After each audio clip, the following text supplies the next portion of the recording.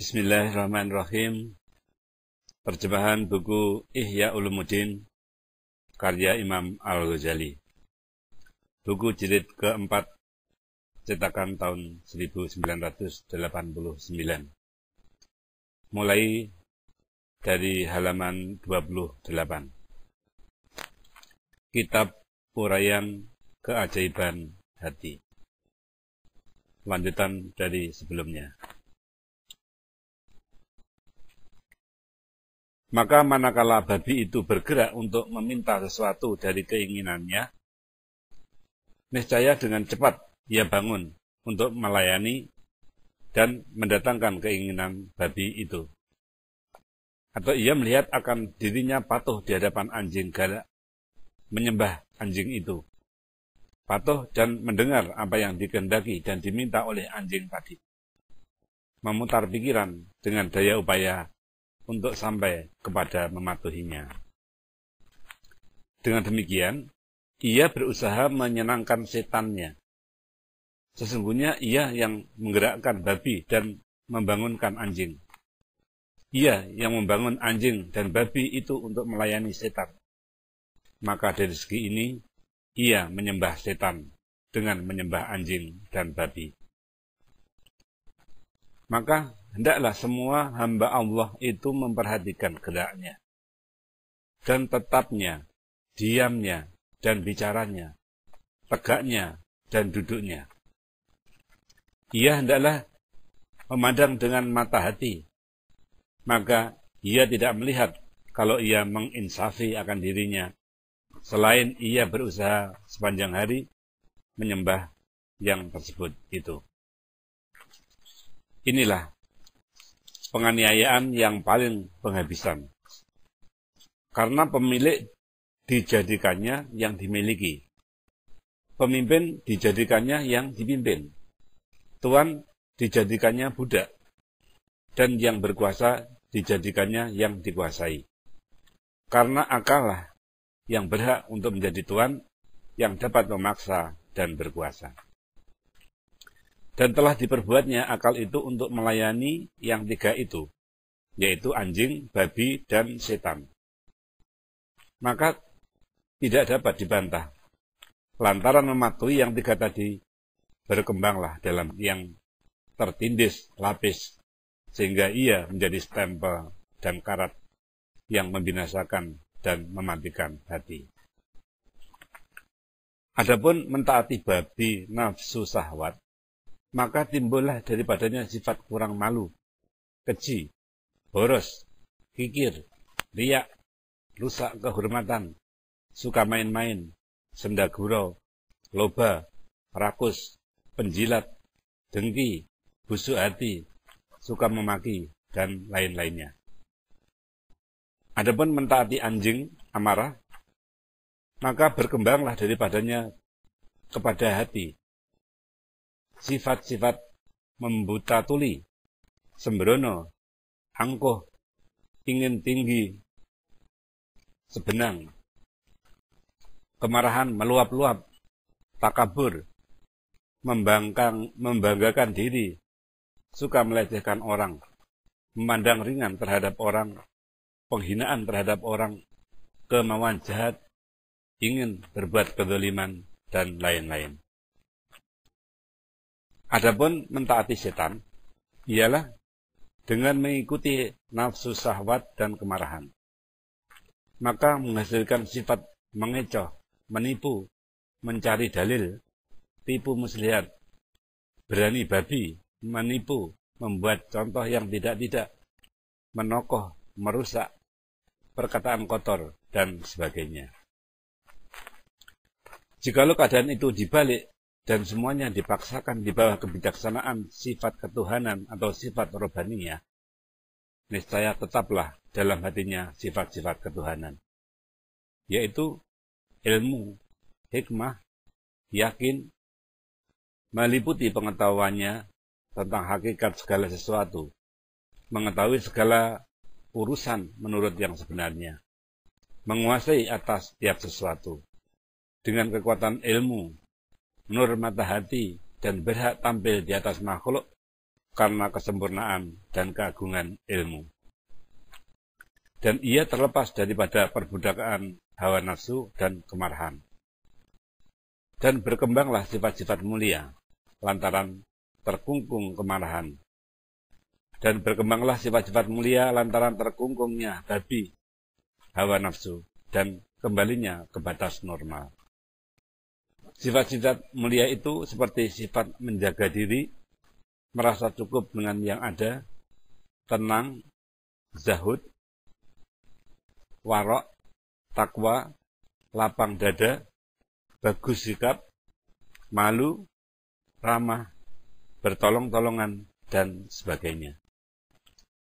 Dan dengan mengekang kekuatan amarah, memaksakannya dan mengembalikannya ke batas yang seharusnya, maka menghasilkan sifat berani, dermawan, suka menolong, mengekang nafsu, sabar, penyantun, memikul kewajiban, pemaaf, tetap pendirian, hati mulia, cerdik, berjiwa besar, dan lain-lain. Maka hati adalah seperti cermin yang telah diliputi oleh hal-hal yang membekas tadi. Bekas-bekas itu secara bersambung akan sampai kepada hati. Adapun bekas-bekas yang terpuji yang sudah kami sebutkan dahulu, maka akan menambah kecemerlangannya cermin tadi. Bersinar, cemerlang, nur, dan terang. Sehingga cemerlanglah, jelaslah kebenaran. Dan terbukalah hakikat untuk yang dicari dalam agama. Kepada contoh hati inilah disyaratkan dengan sabda Nabi SAW. Apabila dikehendaki oleh Allah kebajikan pada seorang hamba, niscaya dijadikannya orang itu memperoleh pelajaran dari hatinya. Hadis ini diriwayatkan oleh Abu Mansur Ad-Dailami dari Ummu Salmah. Sabda Nabi SAW, barang siapa mempunyai juru nasihat dari hatinya, niscaya ada penjaga daripada Allah kepadanya. Hati ini ialah yang menetap ingatannya kepada Allah. Allah Ta'ala berfirman, ala bidzikrillahi tatma'inul qulub. Artinya, ketahuilah bahwa dengan mengingat Allah, hati menjadi tenteram. Surat Al-Ra'd ayat 28. Adapun bekas-bekas yang tercela adalah seperti asap yang menggelapkan, yang naik kepada kaca hati, dan senantiasa bertambah tebal dari sekali ke sekali, sehingga hati itu hitam dan gelap, dan secara keseluruhan hati itu menjadi terdinding atau terhijab daripada Allah Ta'ala, yaitu tabiat, dan itu karatan. Allah Ta'ala berfirman, kalla barrana ala qulubihim ma kanu yaksibun. Artinya, jangan berpikir begitu. Bahkan apa yang telah mereka kerjakan itu menjadi karat pada hati mereka. Surat Al-Mutaffifin ayat 14. Allah Azza wa Jalla berfirman, Allau nasya'u asabnahum bidunubihim wa nadba'u ala qulubihim fahum la yasma'un. Artinya, bahwa jika kami mau, niscaya mereka akan kami binasakan disebabkan dosa mereka. Dan kami cap hati mereka sehingga mereka tidak mendengarkan. Surat Al-A'raf ayat 100. Tidak mendengarnya itu diikatkan dengan mencapnya dengan segala dosa. Adalah sebagaimana mendengar diikatkan kepada takwa. Allah Ta'ala berfirman, wattaqullaha wasma'u. Bertakwalah kepada Allah dan dengarkanlah perintahnya. Surat Al-Maidah ayat 108. Firman Allah Ta'ala, wattaqullaha wa yu'allimukumullah.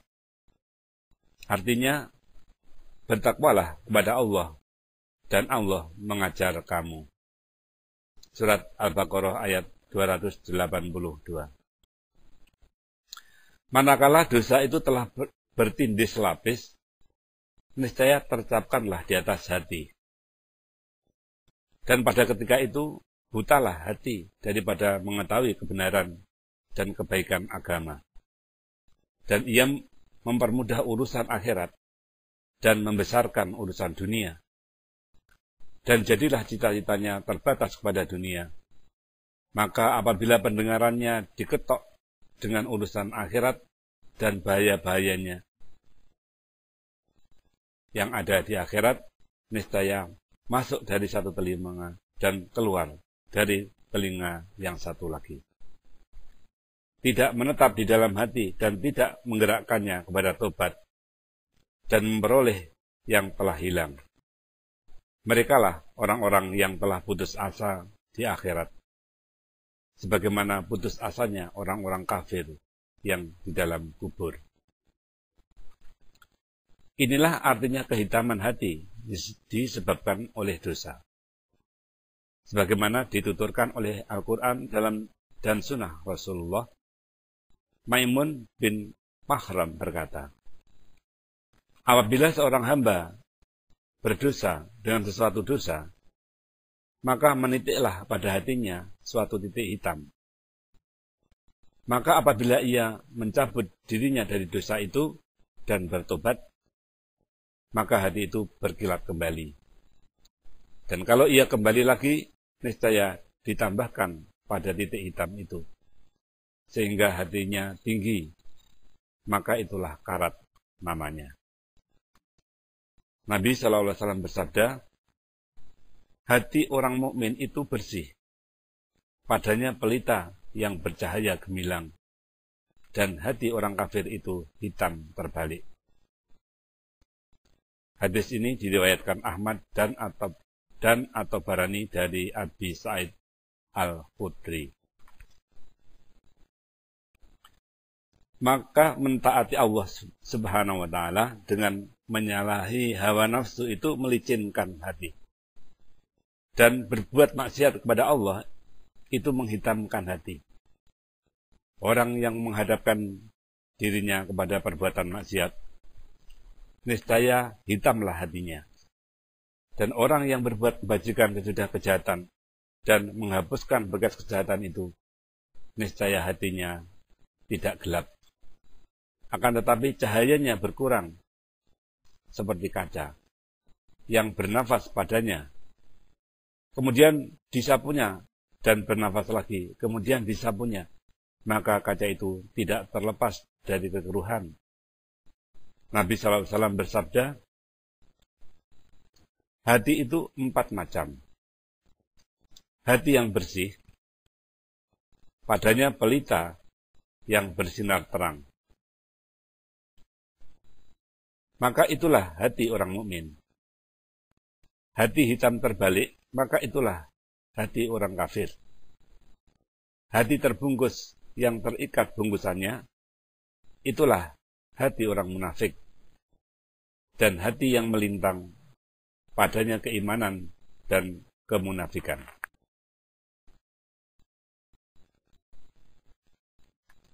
Maka keimanan di dalam hati itu adalah seperti sayur-sayuran yang dipanjangkan oleh air yang baik. Dan kemunafikan di dalam hati adalah seperti luka yang dipanjangkan oleh darah dan nanah. Maka, yang manakah di antara dua hal tadi yang banyak pada hati? Maka begitulah jadinya hati itu.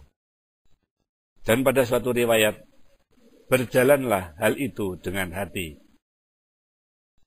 Allah Ta'ala berfirman, innal ladzina taqaw idza masahum ta'ifun minas syaitani tadzakkaru fa idahum mubsyirun.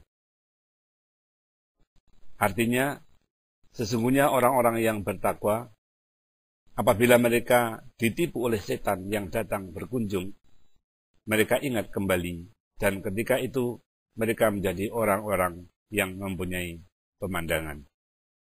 Surat Al-A'raf ayat 201. Diterangkan bahwa terangnya hati dan dapat memandang adalah berhasil dengan zikir atau menyebut dan mengingati Allah. Dan ingatan itu tidak mungkin selain dari orang-orang yang takwa. Maka takwa itu pintu zikir, dan zikir itu pintu kasaf atau terbuka hijab. Dan kasaf itu pintu kemenangan besar, yaitu kemenangan bertemu dengan Allah Ta'ala. Penjelasan, contohnya hati dihubungkan dengan ilmu pengetahuan khususnya. Ketahuilah bahwa tempat ilmu itu ialah hati, yakni yang halus, yang mengatur segala anggota tubuh manusia. Yang halus inilah yang dipatuhi dan dilayani oleh segala anggota tubuh. Yang halus itu, dengan dihubungkan kepada hakikat pengetahuan, adalah seperti cermin dengan dihubungkan kepada bentuk segala yang berwarna. Maka sebagaimana yang berwarna itu mempunyai bentuk dan keadaan bentuk itu melekat pada cermin dan terdapat pada cermin, seperti demikian pula masing-masing pengetahuan yang diketahui itu mempunyai hakikat. Dan hakikat itu mempunyai bentuk yang tetap dalam cermin hati dan jelas di dalamnya. Sebagaimana cermin itu lain dan bentuk segala sesuatu itu lain, dan hasil bentuknya dalam cermin itu lain pula, maka itu menjadi tiga hal. Maka demikian, terdapat tiga hal: hati, hakikat segala sesuatu, dan hasil hakikat itu sendiri dalam hati, dan beradanya di dalam hati. Maka orang yang berilmu adalah ibarat hati di mana keadaan hakikat segala sesuatu bertempat di dalamnya.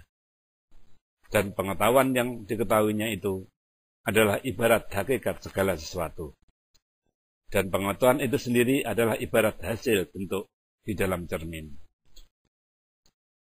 Sebagaimana genggaman umpamanya memerlukan adanya penggenggaman, seperti tangan dan yang digenggam, seperti pedang dan hubungan di antara pedang dan tangan. Dengan berhasilnya pedang itu di dalam tangan dan dinamakan genggaman. Maka begitu pula lah sampainya kepada ilmu yang diketahui kepada hati yang dinamakan pengetahuan. Sesungguhnya hakikat itu ada dan hati itu ada.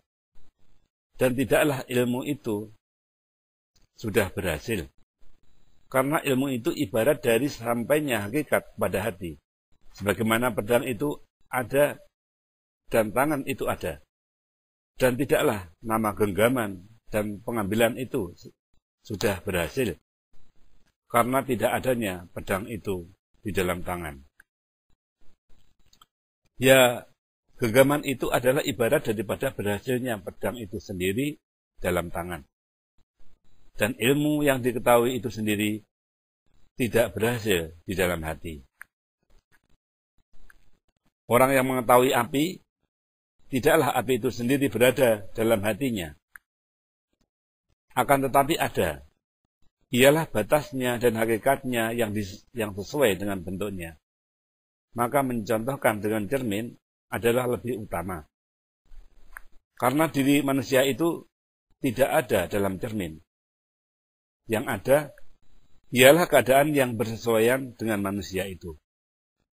Begitu pula adanya keadaan yang bersesuaian dengan hakikat pengetahuan di dalam hati yang dinamakan ilmu.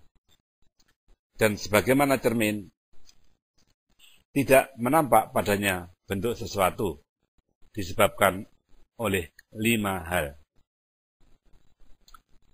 Pertama, kurang bentuknya, seperti zat besi sebelum dirubah, dibentuk, dan dikilatkan. Kedua, karena buruk, berkarat, dan kotornya, walaupun bentuknya sempurna. Ketiga, karena dipindahkan arah barang itu ke arah yang lain, sebagaimana apabila bentuk itu di belakang cermin. Keempat, karena dinding atau hijab yang terletak di antara cermin dan bentuk barangnya.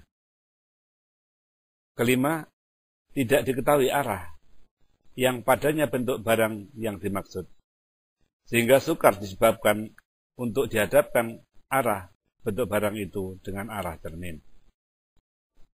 Maka seperti itu pula hati adalah cermin yang disediakan untuk menampakkan padanya hakikat kebenaran dalam segala hal.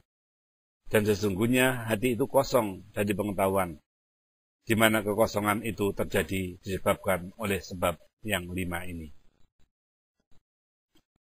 Pertama, kekurangan pada hati itu sendiri. Seperti hati anak-anak. Maka tidak menampak padanya pengetahuan karena kurangnya.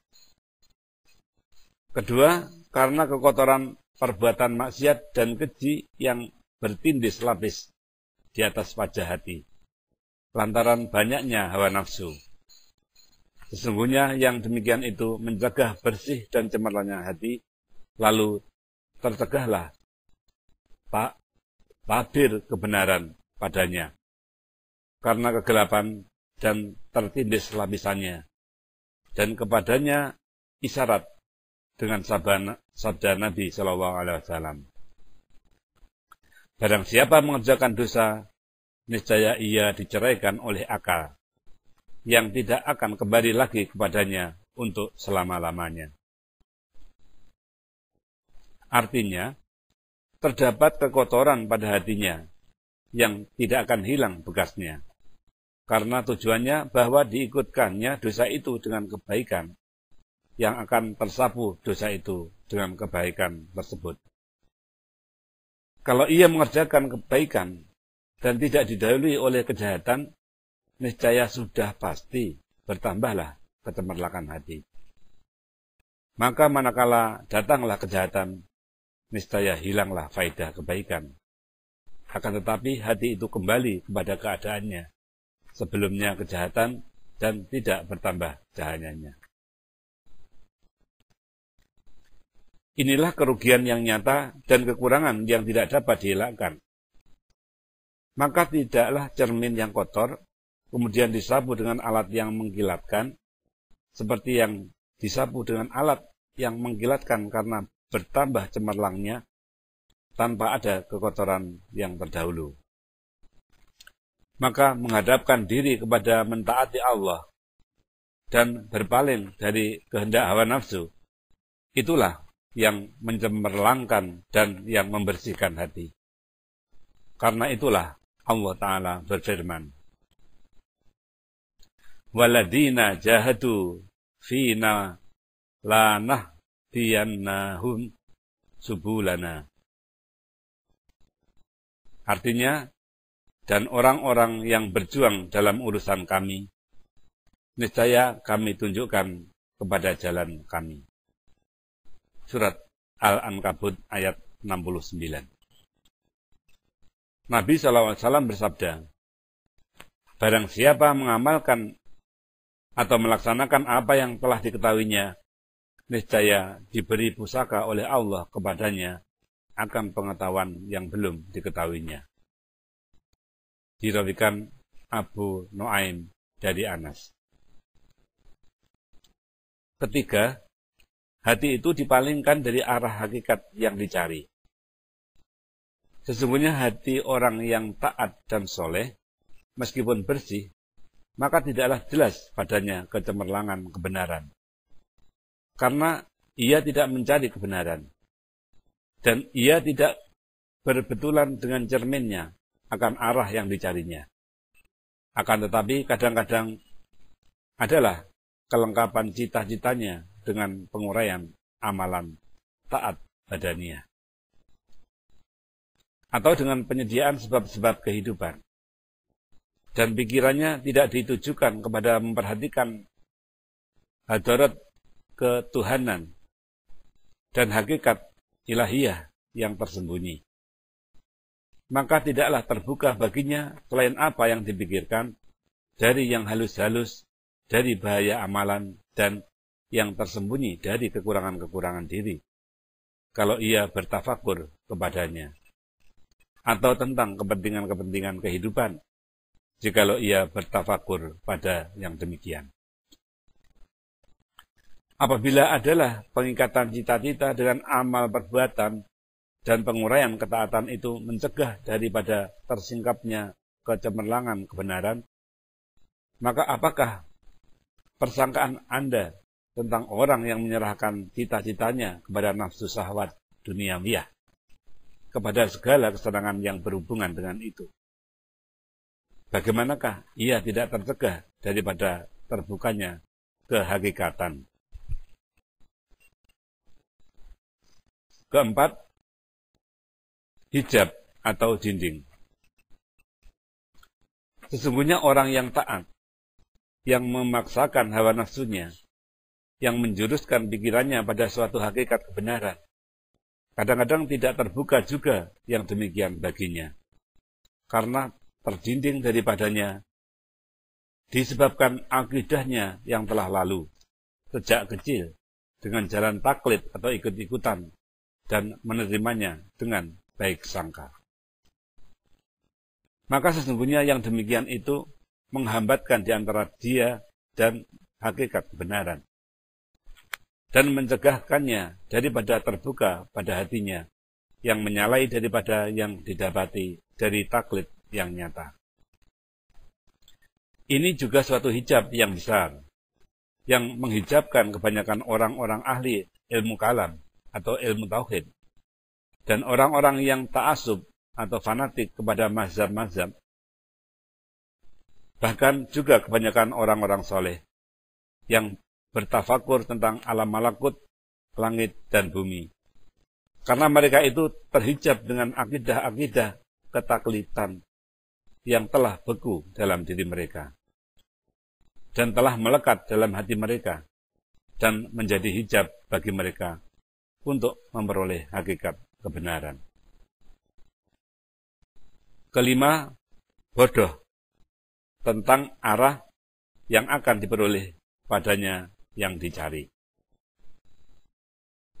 Sesungguhnya orang yang mencari ilmu itu tidak mungkin memperoleh ilmu dengan kebodohan, kecuali dengan mengingati ilmu yang bersesuaian dengan yang dicarinya. Sehingga apabila ia mengingatinya dan menertibkannya dalam dirinya dengan ketertiban yang khusus, yang diketahui oleh para ulama dengan jalan pemikiran, maka ketika itulah ia telah memperoleh arah yang dicari. Maka terang benderanglah hakikat yang dicari untuk hatinya. Karena ilmu pengetahuan yang dicari itu bukanlah fitriyah atau diperoleh sejak lahir. Tidak dapat ditangkap, kecuali dengan jalan ilmu yang menghasilkan. Bahkan semua ilmu tidak berhasil, kecuali dari dua ilmu yang mendahului, yang tersusun dan bercampur dengan cara khusus.